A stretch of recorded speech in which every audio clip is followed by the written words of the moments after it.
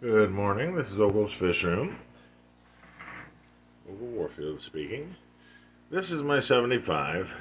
Uh, I'm starting to realize that there are a lot of people that watch my videos that don't go back. I mean, in other words, they don't watch my older videos. Now, over a long period of time, I've tried to convey many different subjects in my videos, but I'm realizing that not everybody is seeing this.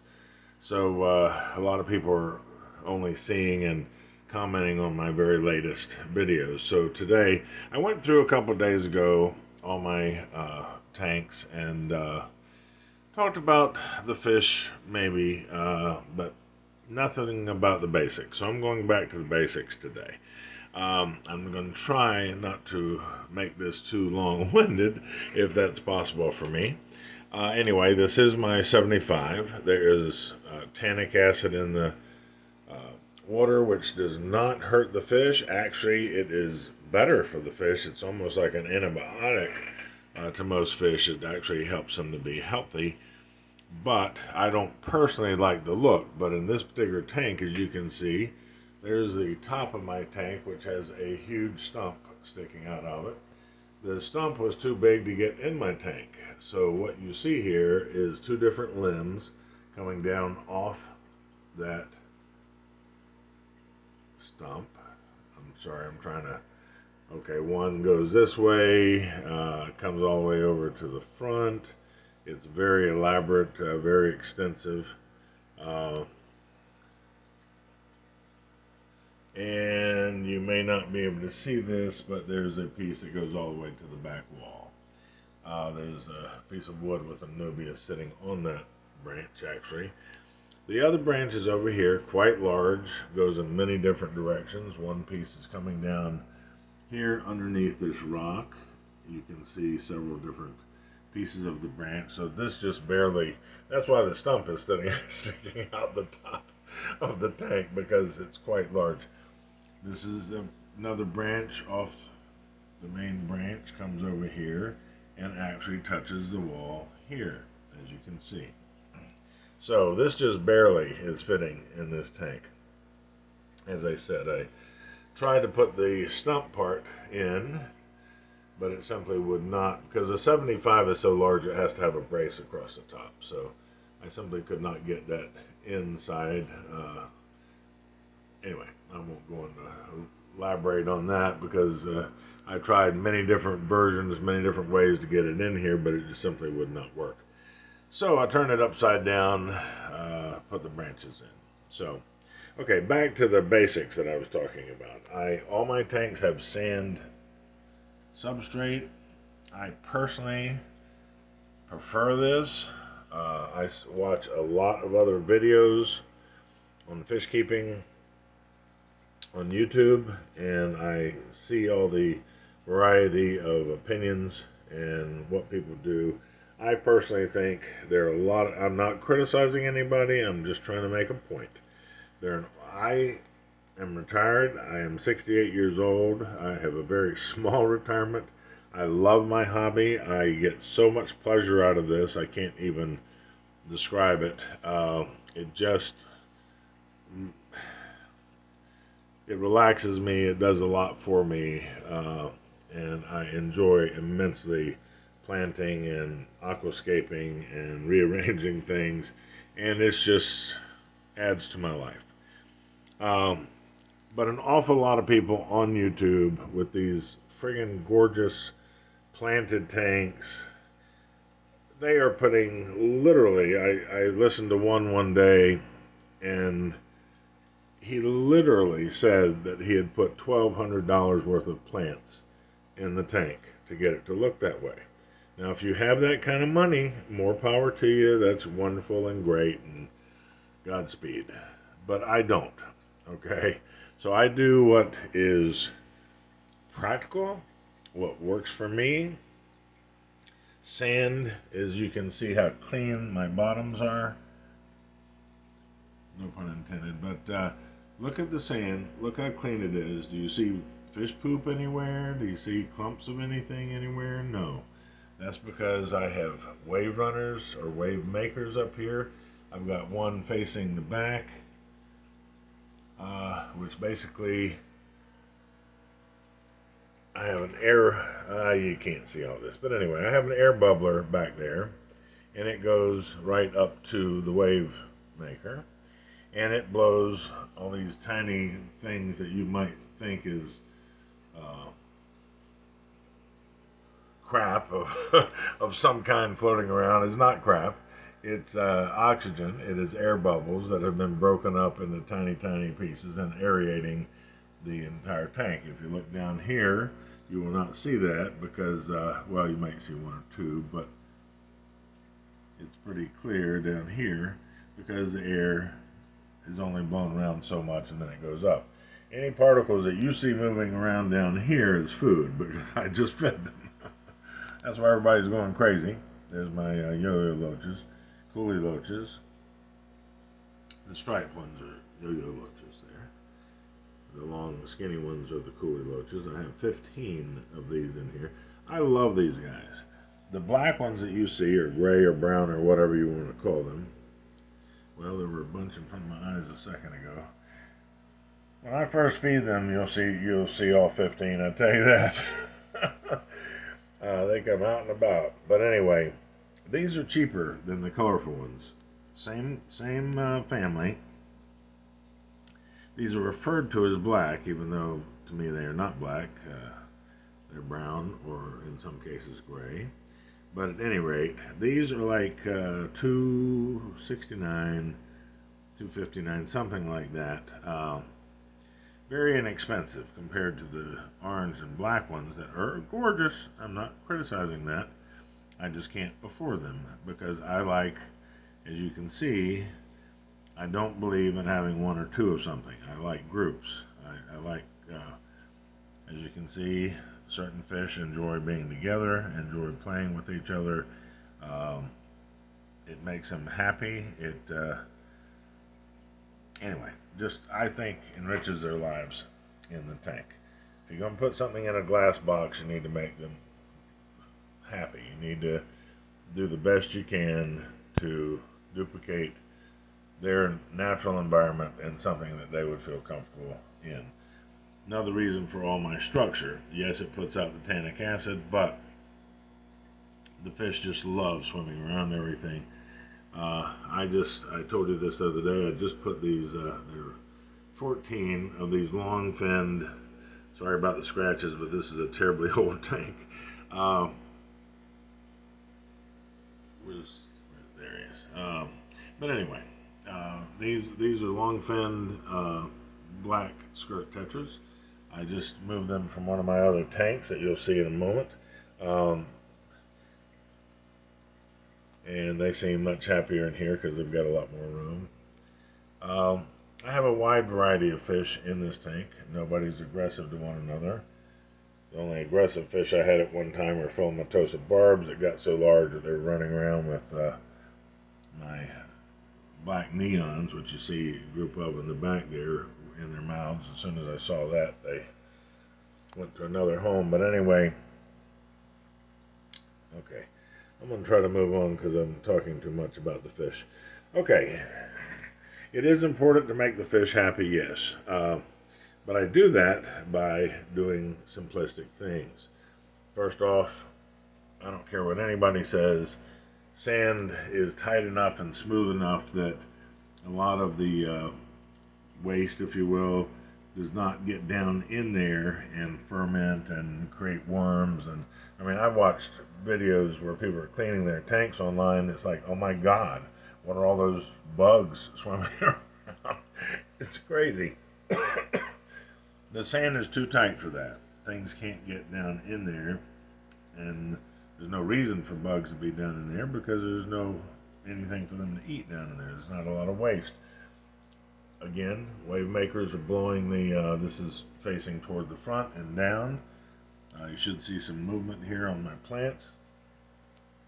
It keeps the waste in motion, and it gets, I have countless, I have a hang on the back, which you probably cannot see, old canister filter back there on that corner, and back in this corner Let's see. Okay, I'll stand up and show you this. You see the size of that outside filter? And there's an air pump on top, which is running what I told you a few minutes ago about the air bubbler. But this thing is huge. This is an old Penguin. It is, let's see. I would say, no, it's bigger than 12 inches. I would say it's 16 inches, 16 to 18 inches from one side to the other. This thing is huge. It's got an intake in the middle, an outflow on each side. I replace the filter floss probably weekly. The canister filter, which I'm going to show you. There's the outflow there. The intake down there, if you can see under the water, I will go this way, is a gigantic, well, you can't see it, gigantic sponge filter. And I also, that is cleaned every every week as well. Okay, so yes, taking care of the fish is terribly important. Keeping the tank clean is important.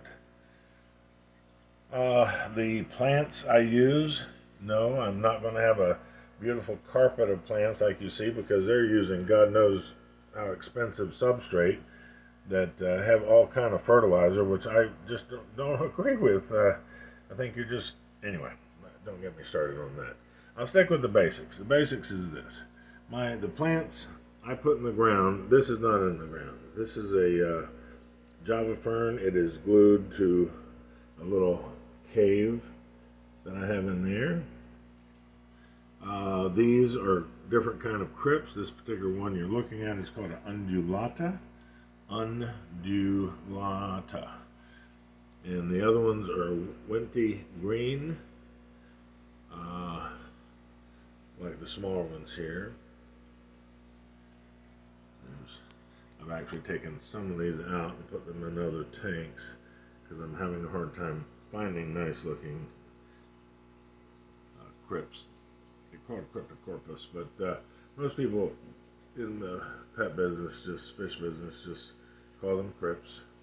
But they are in the ground and they do fantastic. You almost can't kill these plants. These other ones are different versions of Anubias. There's a gorgeous one here. When I buy these, you can buy these at Pet Supermarket. This is on a piece of wood. It comes this way. The root system, which I can't really see at the moment, but you can kind of see it in the reflection of the wall there, is huge. I try to make sure when I buy it that it's been on that piece of wood long enough that the root system is established. Same thing over here. Again, these are Anubias on wood. It's not cheap because they are gorgeous, but this will cost you, let's see, 16 bucks, add some tax, $17, $18. Yes, that's expensive, but it's not in the ground. It can't be in the ground. It has to be on the structure. This is, I can't remember how long I've had this, but the point is you can't kill these. So why waste money on things that are going to die? This I've actually glued. This I cut off another plant years ago and glued it to this rock. It was in my collection of rocks, but I don't find it very pretty. So I thought it'd be fine to glue this plant to it, and it's doing beautifully. Anyway, okay, I've got to move on here. I'm talking too much again. Okay, just a quick view of all my tanks. There's are snail eggs on the glass. They are nearite snail eggs, so they will not hatch, but they're just obnoxious to look at. And the fish, the betta that's in there, just decided to leave. But again, sand in all my tanks. Use plants. Like I said, these are crypts. That's an Autocyclus there. I try to buy fish that are going to survive. I try to get the wood and plants that's going to do well. There's one of my, you can see his fins in the back. He's taking a nap already. Okay, I'm trying to move here. Again, you can see how clean my tanks are. I have have a sponge filter in each one of these tanks. I love these because I can just whip the sponges off real quickly, go in the bathroom or the sink, and I do wash them very abruptly, if you will. But these sponges are very hardy. I doubt they will ever deteriorate. And there's another Anubias on wood. There's some neon tetras there. More crypts that are doing extremely well. Again, the Anubias cannot be in the dirt or sand or anything that there's the rhizome where the stems of the leaves are coming out of. That cannot be underground. That has to be on something. Ooh, one of my sponges just fell out of my... Oh, we have to fix that. Okay. I had one of my bettas in here, but I have changed this out. It has all it has is a shrimp in it right now. It has 2 sponge filters. Okay, we'll have to check on that. Here's one of my betas here. Again, Anubias. I stick pretty much with the plants that are going to work as part of what I'm trying to convey in this video. Both of these are Anubias, maybe different types, but they're on wood. But there is a crypt here in the soil. We have shrimp, Autocinclus, and a beautiful veiltail betta. Okay. Now we have another veiltail betta. It's white with blue stripes. It's very pretty. This is his side of the tent. Again, we've got, this is a Java fern right here, glued to a rock. I do all that myself.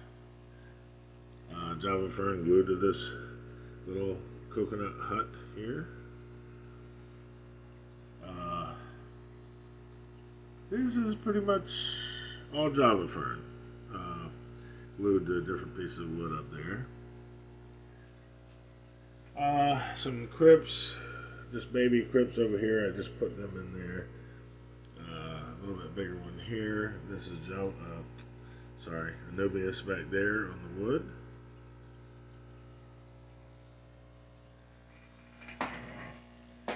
Sorry. Just bought some new. Oh, well, there's Mr. Creamsicle, but where is it? There he is. Okay. Some shrimp. Goby, bumblebee gobies. I love these things. Oh, and the 2 little ones in front of him are pygmy cory cats. They do not get any larger than an inch, and quite frankly, not really quite an inch. I love what I've done to this tank. There's a lot of little nooks and crannies, a lot of holes, cave type structures where I prop the wood up. So he, which is beautiful, can swim underneath him. He seems to enjoy this tank, and I enjoy watching him, so everybody's happy. This is an Ember Tetra right there. She's the last of a bunch I had a long time ago. They've gotten very expensive. They've gotten about $5, and I simply just can't afford that right now. Because as I said, I don't want to buy just one. I want to buy 10, 20. I like things in groups. This is my black and white, or extremely dark blue and white placat, but it's considered a half moon. I call him a full moon because of that pectoral fin is huge. He looks like a normal betta, but he's not. He's actually a placat, which is normally, well, I'll show you in a minute. Whoops. I hope you didn't catch that. It's scary looking, that guy in the mirror. This is one of my favorite tanks as far as it's a 5-gallon. I don't have the 2.5s except for the shrimp tank anymore. I took these 2 guys that were in, where is he? There he is. These are placats. They are very pretty, so they are not cheap. I'm going to scoot over here while he's out and show you this one as well. These guys are at Pet Supermarket. What were they? About 18 bucks with tax. Now all my tanks have, like I said before, a sponge filter, which I absolutely love, and an outside filter. Okay, where'd he go? There he is. Okay, I'm going to back up and show you the whole tank here for a second. Now this is a 20. They may look like they don't have a lot of room, but it is 10 gallons on each side of this divider. So it's a 20-gallon high. It is 20 inches tall. It is a big tank. That's where the black skirt Tetras came from that are over in the 75 that I was showing you earlier. Isn't he just magnificent? Look at that. Oh, gorgeous. Absolutely gorgeous. Now I had them, both he and this guy over here, I had them in the 2.5s, and I just decided to redo this tank, put those fish over there in the 75, and create kind of a different style aquascape. And I am loving it, I'll tell you. A lot of nooks and crannies here. He loves that cave. It's hard to see, but it does go back about 10.5 inches, and they seem to be enjoying it.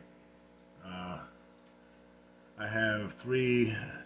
Oh, by the way, just in case you're watching today, Pet Supermarket are having a Memorial Weekend sale. Today is Friday. It started yesterday, actually, and I bought these autos for $1.99. Sadly, they've gone up to like $5 these days. These are Auto Sinkless, very good algae eaters. Excuse me, please. Anyway, I had a couple, one on each side here, but I bought some more. There's now 3 on each side. Let me back off. Okay, there you are. You can see the whole thing now. But anyway, they're not all the fish are on sale, but they have select fish on sale for $1.99, and the snails. So I bought some snails. The what am I trying to say? The mystery snails are on sale for $1.99, and the Auto Sinkless are on sale, and several different kind of tetras. There were several different fish, so you ought to go check it out. That's Pet Supermarket. The sale, I believe, is until Monday. So today is Friday, and so you got today, Saturday, Sunday, and Monday to check out the sale. Now, I concentrated on getting these guys because, as I said, they're normally $5, so $1.99 was a fantastic deal. So I got several, and for some of my other tanks as well. Okay, listen, I'm on sign off here. Sorry it took so long. I talked a lot. Please feel free to put your comments or questions in the comment section. I'm happy to answer anything I can. I don't mean to sound like I criticize other YouTubers. I think some of these guys are terribly talented and do beautiful, beautiful work. So that's not the point I'm trying to make. The point I'm trying to make is a lot of these people are literally being funded by large companies that are selling this expensive substrate, selling this expensive food, etc., and giving them thousands of dollars literally to spend on plants in their aquascapes. And that's fine and dandy. I don't want any of that. I'm happy with what I've got. I just want to share the simplicity and some budget-friendly ideas to help you enjoy your hobby more. That's all I really want. Please take care of yourselves. Have a wonderful holiday and weekend. And happy fish hobby. Take care of yourselves. This is Ogle's Fish Room signing out. Bye-bye.